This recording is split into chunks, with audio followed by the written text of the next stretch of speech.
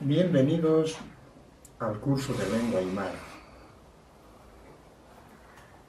Esta vez vamos a ingresar a la sexta unidad del texto Aymara Aru.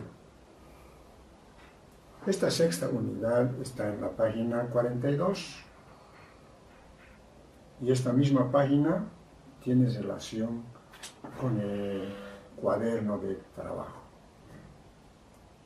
Primeramente quiero reiterarles lo siguiente.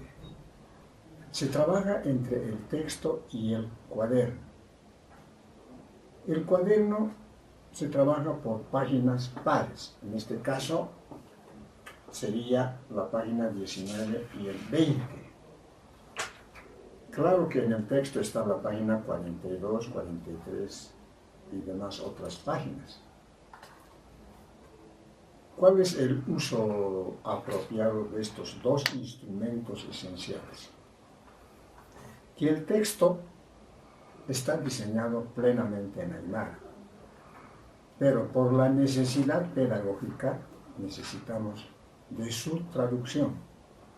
Entonces, el texto tiene estrecha relación con el cuaderno porque en el cuaderno existe su traducción de los diálogos esenciales.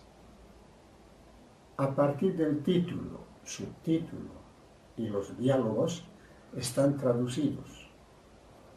Tiene una traducción literal. Traducción literal quiere decir que hay pequeñas traducciones al pie de cada palabra, que puede ser sujeto o verbo.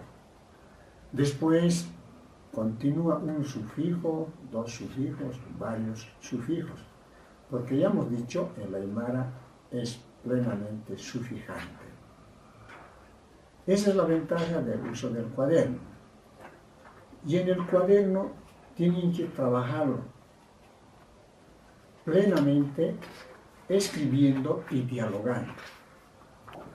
Un poco detallando, vamos a decir lo siguiente. En la sexta unidad, que se dice en aymara, sohtir t'aqa, en el cuaderno aparecen dos líneas vacías.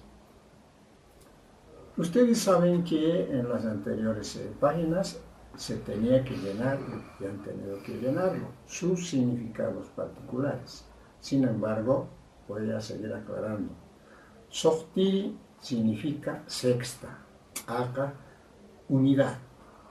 Entonces, para estar consciente de los significados particulares, escriben ustedes sexta unidad, sexta unidad. Como subtítulo viene Lurawinakat Yathatanyataki, Lurawinakat Yathatanyataki. En el texto está todo en aymara, pero acompañamos con el cuaderno, porque en el cuaderno se describe sus significados particulares. Por ejemplo, Lurawi significa los oficios o el trabajo que una persona tiene.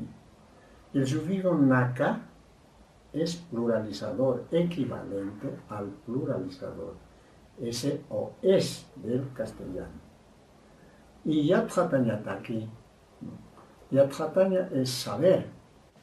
Inmediatamente acompaña el sufijo taki, que significa para. Entonces, recomponiendo el sufijo, tenemos que decir para saber los oficios o los trabajos que una persona pueda tener, pueda gozar de esta actividad.